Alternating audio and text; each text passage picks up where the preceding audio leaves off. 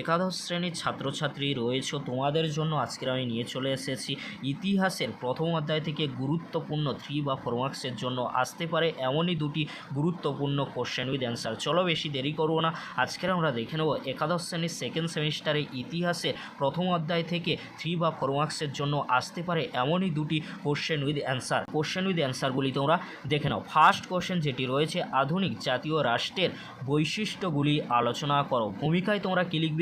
ইউরোপের মধ্যযুগ ছিল সামন্ততন্ত্রের যুগ, কিন্তু পঞ্চদশ শতকের মধ্যভাগ থেকে সামন্ততন্ত্রের অবক্ষয় শুরু হয়। এই প্রেক্ষাপটে ইউরোপের বিভিন্ন দেশে উত্থান ঘটে জাতীয় রাষ্ট্রের। এর মধ্যে উল্লেখযোগ্য রাষ্ট্রগুলি হলো England, France, Austria, Germany, Spain প্রভৃতি। এই আধুনিক জাতীয় রাষ্ট্রগুলির লক্ষণীয় কিছু বৈশিষ্ট্য হলো: 1. সামন্ততন্ত্রের অবক্ষয়।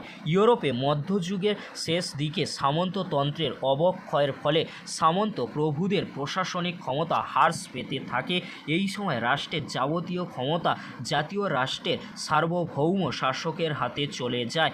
পরবর্তী পয়েন্ট তোমরা কি লিখবে? সার্বভৌমত্ব ও অঞ্চল ভিত্তিক জাতীয় রাষ্ট্র। জাতীয় রাষ্ট্রের অন্যতম বৈশিষ্ট্য হলো চূড়ান্ত সার্বভৌম ক্ষমতা। এই সার্বভৌম ক্ষমতা সম্পন্ন রাষ্ট্রের শাসকগণ ছিলেন স্বৈরাচারী ও চূড়ান্ত ক্ষমতার অধিকারী। এই সময় রাষ্ট্রগুলি এক ভাষাভাষী মানুষ, এক জনগোষ্ঠী ও অখণ্ড প্রাকৃতিক সীমারেখা নিয়ে গঠিত হয়। পূর্বতন পোপের অধীনস্থ অখণ্ড খ্রিস্টান জগতের ধারণায় ভাঙন ধরে, বিলুপ্ত হয় পবিত্র রোমান সাম্রাজ্যের আদর্শ ও গড়ে ওঠে অঞ্চলভিত্তিক জাতীয় রাষ্ট্র। পরবর্তী পয়েন্ট তোমরা কি লিখবে? নিরঙ্কুশ রাজতন্ত্র। ইউরোপে নতুন গড়ে ওঠা রাষ্ট্রগুলিতে নিরঙ্কুশ রাজতন্ত্র প্রতিষ্ঠিত হয়। রাষ্ট্রের শাসক শাসন, আইন ও বিচার বিভাগীয় ক্ষমতা সর্বে সর্বা হন। পরবর্তী পয়েন্ট কি রয়েছে তোমরা দেখে নাও। শক্তিশালী আমলাতন্ত্র। আধুনিক জাতীয় রাষ্ট্রগুলির প্রশাসনিক ব্যবস্থা পরিচালনার জন্য শাসকগণ শক্তিশালী আমলাতন্ত্র গঠন করেছিলেন। আমলাতন্ত্রের সর্বোচ্চ ছিলেন স্বয়ং শাসক। তাঁর অনুমতিক্রমে উচ্চপদস্থ আমলারা নিযুক্ত হতেন। পরবর্তী পয়েন্ট কি রয়েছে তোমরা দেখে নাও। প্রজা কল্যাণ। আধুনিক জাতীয় রাষ্ট্রের আর একটি বৈশিষ্ট্য হল প্রজা কল্যাণ। শাসকের অন্যতম প্রধান কাজ ছিল প্রজাদের স্বার্থ সুরক্ষিত রাখা। রাষ্ট্র জনগণের ওপর অহেতুক বল প্রয়োগ করত না। জাতীয় রাষ্ট্রের গুরুত্বপূর্ণ দায়িত্ব ছিল জনসাধারণের জীবন ও সম্পত্তি সুরক্ষিত রাখা। পরবর্তী পয়েন্ট কি রয়েছে তোমরা দেখে নাও। সামরিক ক্ষমতার নিয়ন্ত্রণ। জাতীয় রাষ্ট্রের শাসক চূড়ান্ত সামরিক ক্ষমতার অধিকারী হয়েছিলেন। তার নিয়ন্ত্রণে রাষ্ট্রে স্থায়ী সেনাবাহিনী গড়ে উঠেছিল। পরবর্তী পয়েন্ট কি রয়েছে তোমরা দেখে নাও। আঞ্চলিকতার অবসান।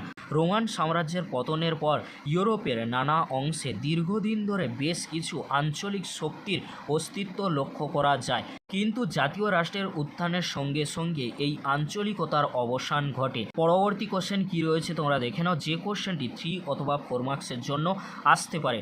সফিস্ট দর্শন সম্পর্কে টিকা লেখো। প্রথমে তোমরা কি লিখবে? ভূমিকা। ভূমিকায় তোমরা কি লিখবে? প্রাচীন গ্রিসে রাষ্ট্রচিন্তার পথিকৃতদের মধ্যে সফিস্ট দার্শনিকদের নাম বিশেষভাবে স্মরণীয়। সফিস্টরা ছিলেন এক শ্রেণীর যুক্তিবাদী বক্তা ও পণ্ডিত।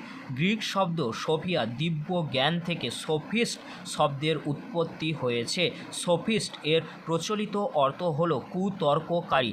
আবার এনসাইক্লোপিডিয়া ব্রিটানিকার লেখকের মতে ম্যান অফ উইসডম। প্লেটো লিখেছেন যে সোফিস্টাই বা জ্ঞানব্রথী কথাটি থেকে সোফিস্ট কথাটির উৎপত্তি হয়েছে। পরবর্তী পেরায় তোমরা কি লিখবে?